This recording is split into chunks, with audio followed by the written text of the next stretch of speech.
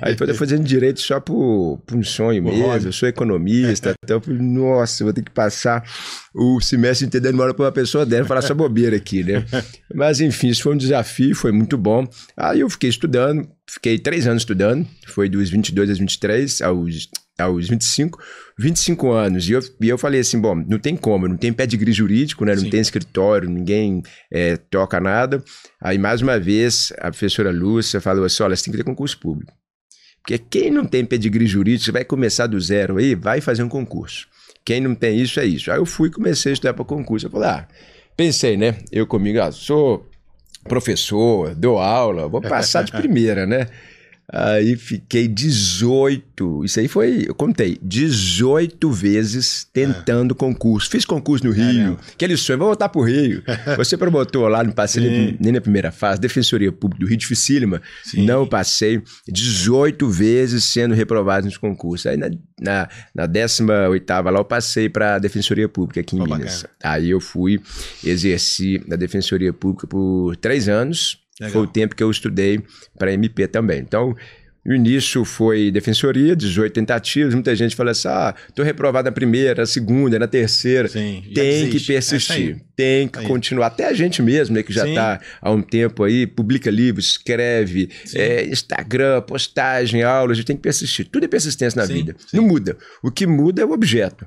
É o concurso, é o Instagram, é o seu livro, é o curso, enfim. O que vai mudar é a persistência sua. Só que hoje as pessoas estão desistindo muito rápido.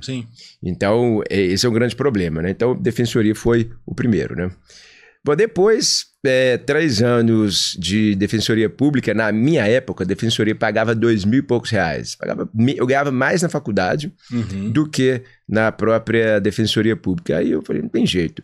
Meu pai, condição ruim, minha mãe, condição ruim, sou filho único, arrimo de família, né?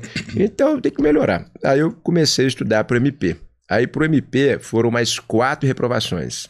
E 4 só aqui em Minas. Fora outros concursos que eu fiz, não passei. Aí depois de 4 tentativas aqui no MP de Minas, passei. Aí foi com 27. Aí com 28 tomei posse na comarca de Peçanha. Aí entrei no MP com 28 anos.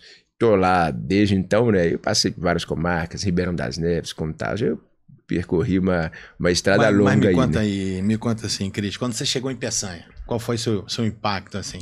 Na defensoria você trabalhou só em Belo Horizonte? Só em BH. Defensoria, como a defensoria estava muito no início ainda, não era uma instituição ainda autônoma, com aqueles garantias. Tudo, o Rio já saiu na frente da defensoria há muitos anos. Né? Eu me lembro que quando eu fiz concurso aqui em 89, a defensoria no Rio já era equiparada ao MP e à magistratura já há muito tempo. Sim, aqui não, aqui tinha... Aqui, eu lembro que aqui demorou muito, na verdade, para a defensoria acabar decolando, né? Foi. Então, assim, a gente teve até uma greve lá, e a gente ficou em greve 1 ano. No último ano meu de defensoria pública, teve uma greve que ninguém trabalhou.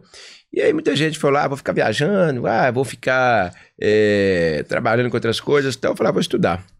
Eu fiquei 1 ano estudando essa greve, peguei pesado, foi o ano que eu consegui passar no MP. E aí, quando eu passei, fui para Peçanha, comarca de Peçanha, e o engraçado, né, você foi promotor, né, você sabe, a gente escolhe a comarca assim pelo nome, né, igual tem lá, Águas Formosas, né, você vai olhar lá, Águas Formosas... Só faltava achar que tinha praia minha, né? Desse jeito. Aí eu falei assim, nossa, só onde que eu vou? Escolhi lá Peçanha, que é onde que tinha. Eu cheguei na cidade muito acolhedora, nordeste de Minas. Legal. Mas assim, você chega lá na cidade, você é um forasteiro, né? Sim. Eu acho que quem quer ser promotor, juiz, delegado, tem que entender que você chega numa cidade que já está tudo ali montado. Já tem, às vezes, o delegado na cidade, o prefeito já é conhecido, fica alternando entre 2 famílias. Sim. Tem o empresário que manda, tem o advogado que, enfim... Eu fui fazer meu primeiro júri. Aí cheguei lá, crente que júri, sei falar, falo bem, professor, promotor, vou condenar, né? O júri era um júri de assim, o cara tinha chegado em casa, contando a história, um júri bem interessante, que eu tava lendo o processo e falei, isso aqui não tem como perder, não. Esse júri aqui, júri ganho, né? O cara foi fazer uma surpresa pra mulher, e aí tava trabalhando com enxada, e falou assim, vou embora mais cedo, enfim, vou fazer uma surpresa pra ela. E não avisou. Na época não tinha esse negócio de telefone, né? Aí não avisou que ia chegar mais cedo em casa. A mulher tava com outra. Tava com outra, ele chegou com a foice Caramba. Cortou a mulher no meio. Caramba, meio cruel, cortou ela no meio. E a foto lá. Sim. Aí o pessoal lá no curso nosso, no CEAF, no MP, fala assim, Sim. nós tem que mostrar foto. Mostra a foto pro jurado que convence, não sei o que e tal. Aí mostrou a foto lá eu mostrei pros jurados e tal. E aí o advogado lá, tranquilo e tal, foi fazer, conversando, chamando o jurado pelo nome. Eu falei assim, o que é isso? Vou perder, não vai perder, não tem como perder. No final absolveu. Caramba. Absolveu, cara. Legítima defesa da honra. Na época tinha Aí eu falei assim, mesmo. Como que eu perdi um júri desse, né? O cara, vergonha pra mim. Sim. Depois ele veio conversar comigo, ô, doutor, tudo bem e tal. Aquela falinha mansa, sim, né? Os piores, né? Sim. Aí eu fui saber, o cara tinha sido prefeito da cidade. Pronto. Aí, assim, foi uma experiência boa. Sim. Mas isso é bom pra gente ver como que quando você chega numa cidade interior, você tem que entender... Sim. O contexto, as nuances. Quando eu cheguei também, a minha primeira cidade foi Areado, né? No interior aqui de Minas. E pra mim era tudo diferente, pô. Eu tinha 26 anos, quando eu passei no concurso do MP também. Cheguei aqui de ônibus, né? Que eu não tinha carro, cheguei de ônibus ali em Areado. Uma cidade com, na época, tinha aproximadamente 10 mil habitantes. Você sai do Rio, né? Eu morava na Tijuca.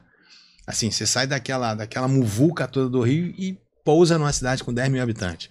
Cara, e pra mim foi uma experiência assim também fantástica, Cris. E você falando de júri, assim que eu cheguei já tinha júri marcado.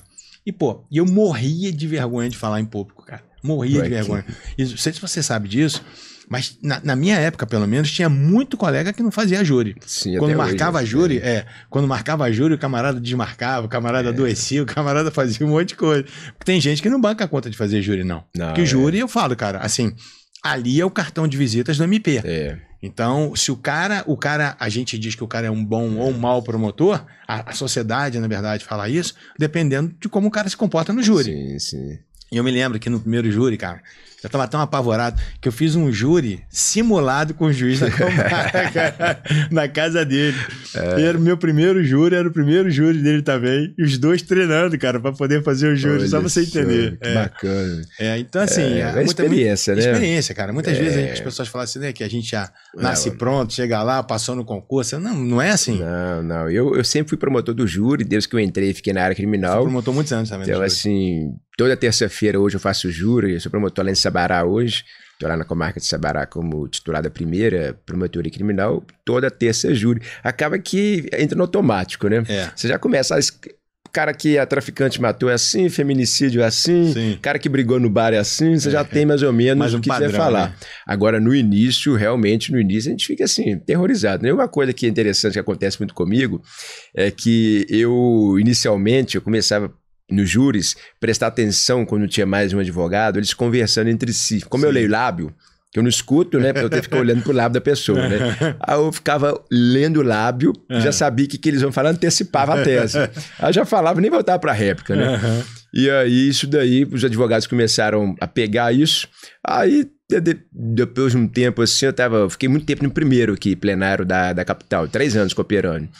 Aí, os caras começaram a falar, não, eu acho que ele lá, não sei o quê, porque tá tal. Aí o Quaresma foi e começou a fazer o júri de costas pra mim. Pra não entender nada. Eu falei, não dá. Eu peguei a cadeira, sentava do lado dos jurados pra prestar atenção, né? Então, assim, o Quaresma, entre outros, aí ficava falando assim, não, você tem que dar seu jeito aí de ouvir, não tem que fazer seu ouvir, não, velho. Então, assim, essas dificuldades que a gente passa, acho que o grande ponto, assim, da vida hoje é que as dificuldades têm que fazer parte. Não tem jeito. Quando a gente fala com Deus assim, Deus, me dá sabedoria, me dá prosperidade, me dá isso, Deus te dá. Sim. Mas te dá o quê? Dificuldade. Sim. Pra você vencer e ter sabedoria, te dá dificuldades financeiras, pra você prosperar. Então, essas pessoas acham que assim, vem, né, de qualquer jeito. Não é. A gente tem que buscar no deserto crescer. Então, eu sempre fui assim. Eu acho que a ideia que a gente tem que ter da vida é essa. Não pode querer tudo de mão beijada. Sim. E essas dificuldades, a gente brinca, né, com essas coisas de juros, simulado, das coisas que a gente passou no interior, mas isso que forja o homem hoje. Então, eu vejo que as pessoas hoje estão muito assim, mimimi demais, tudo reclama, rede social, o cara vai lá, um leão na rede social, né? Sim. Posta, ataca, aí pessoalmente o cara é um fraco, né? Sim. Então, assim, isso me ajudou muito. A carreira minha no MP foi uma carreira voltada para a dificuldade. Você sabe, né? A gente no MP, a gente tem que provar que é bom. Sim. para a instituição, tem que provar que é bom para a sociedade, que a grande corregedoria nossa é a sociedade, e a gente tem que dar resultado. Então, assim, eu vejo que essas dificuldades todas que eu passei, que a gente passa, isso cada vez é melhor para a gente ir crescendo, né? Então, no concurso público, eu sempre vejo aí que muita gente postando, acordando cedo, trabalhando, enfim, esse é o caminho. Sim. Não tem dificuldade, assim, eu vou vender a fórmula do sucesso. A fórmula do sucesso é acordar, trabalhar, estudar o tempo que der, fazer os concursos, fazer os cursos. E eu vejo que hoje muita gente quer a fórmula mágica, né? Então, assim, hoje se bobear, se perguntar quem quer um gabarito da prova, várias pessoas querem. Sim. Se perguntar quem quer aqui ser nomeado. Comprando aí, né? Comprando. Então, assim. Processada por isso aí. E eu vejo que essa facilidade aí, inclusive, permitiu que muitos grandes charlatões aí, ganham dinheiro, vai para as redes sociais. Esse é o grande problema de hoje que eu vejo. Sabe o que acontece, Cris? Todo mundo quer uma bengala. Então, assim, o camarada não consegue caminhar com as próprias pernas, então ele procura, né, em alguém em que ele tem um suporte, em que ele possa ter assistência. Eu me lembro, cara, que quando eu comecei a estudar para concurso, eu também sou de família de classe média baixa. Média baixa mesmo. Eu sou, acho que como você também, o único formado da minha família. Então, quando eu me formei, eu não tinha... Eu tentei ainda advogar por uns 4 anos, aproximadamente, mas não deu certo para mim. Porque eu me formei com 22 anos, 23 anos. Quem é que vai procurar um moleque com 22 anos, 23 anos para dar uma causa bacana, né? A não ser parente para não pagar, não é assim? Então eu tinha vai cobrar da sua tia para ver o que tem que cobrar dobrado, né? Não é? Então assim, para mim era uma dificuldade muito grande. Então o concurso, ele para mim foi uma tábua de salvação. Só que na época, em 89, 88, quando eu comecei a estudar para concurso, na verdade um pouquinho antes, 87, mais ou menos, cara, a gente não tinha as facilidades que você tem hoje. Não se falava em internet, né? Então hoje, o que o cara quiser, ele acha na internet. Então, na minha época, eu tinha que ir lá para a Biblioteca Nacional, lá para o centro do Rio, para estudar em livro velho, porque eu não tinha condição de comprar livro, sabe? Então, comecei a fazer curso preparatório para concurso, aquela coisa de, sabe, de ter que agarrar essa oportunidade de qualquer jeito. Hoje está tudo disponível, cara, tudo disponível, e os caras ainda reclamam. Hoje então, assim, hoje tem tudo na internet, Instagram. Não, e hoje é muito complicado isso. Cara, a gente que escreve, não sei se você já teve a oportunidade de passar por essa experiência, eu que escrevo desde, se eu não me engano, 98, alguma coisa assim. Cara, faz mais de 25 anos, sei lá, que eu escrevo. Irmão, eu vi as pessoas tirando cópia de livro, fazendo uma série de coisas e achando que tinha o direito de fazer aquilo. Porque assim, porque não, eu escrevi, mas eu tenho que, ele não tem condições de pagar, então ele, sabe, ele tem o direito de tirar cópia do livro, de não pagar pelo... Então assim, a gente vai vendo uma geração, cara, assim, se perdendo ao longo desses anos aí, e hoje, quando você fala de concurso é isso que você falou, é sentar a bunda na cadeira e estudar, irmão. Mas o cara não, o cara quer um coach, ele quer isso, ele quer alguém que acorda, não, você vai vencer, você é um vencedor, você é um otário que tá pagando um cara, enquanto você pode estar fazendo isso. Então, o que eu vejo? A nossa dificuldade, ela empurra a gente para frente. Muitas vezes, uma coisa boa te impede de você ter uma melhor. Isso. Por que eu tô te falando isso?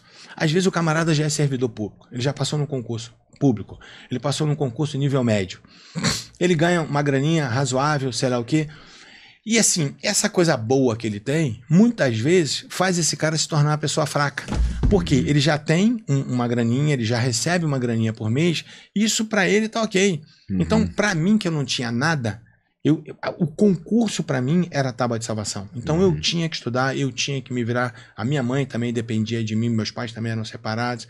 Então assim, cara, então essa coisa do concurso é muito importante. Isso que você falou dessa geração que tá ficando fraca é por isso, sabe? Tudo reclama, tá tudo ruim. Quando eu entrei no IP, Cris, a gente não tinha máquina de escrever. A galera nem sabe o que é máquina de escrever hoje. Olivetti, né? A gente não tinha máquina de escrever, não tinha cadeira, não tinha mesa. Olha o que é o Ministério Público hoje, cara. Olha a potência que é o Ministério Público hoje. Galera que não conhece o Ministério Público aqui de Minas, eu particularmente acho o MP de Minas o mais forte do Brasil. Só de imóveis que tem aqui em Minas é uma coisa assustadora. Só os prédios da Procuradoria são 3 prédios, não sei, quantos andares que tem os prédios, né? Cada bairro aqui de Belo Horizonte, exagerando, tem um prédio do Ministério Público, as comarcas do interior também. Então tudo isso faz parte de um crescimento, né? As coisas vão chegando aos poucos, mas essa geração que a gente tem hoje aí é uma geração muito imediatista. O cara não paga o preço, sabe? Eu acordava, tive que acordar também 4 horas da manhã, 5 horas da manhã para começar a estudar, porque eu ainda assim trabalhava também. Então por isso que é importante as pessoas estarem ouvindo a gente aqui, porque o cara acha que sempre a pior, né, situação é a dele. Então, eu não vou passar no concurso porque eu trabalho o dia inteiro, porque tenho um filho, porque minha sogra está doente. Irmão, seja bem-vindo ao mundo, todo mundo tem os mesmos problemas. Né? As nossas situações são muito parecidas. Só que você sempre supervaloriza o seu problema. E acha que o problema do outro é sempre menor do que o seu. É sempre mais fácil de resolver o seu. Então, quer resolver essa situação? Troca de cadeira com outro camarada, troca com o problema do outro. Aí vai ver se você não quer voltar à sua situação original.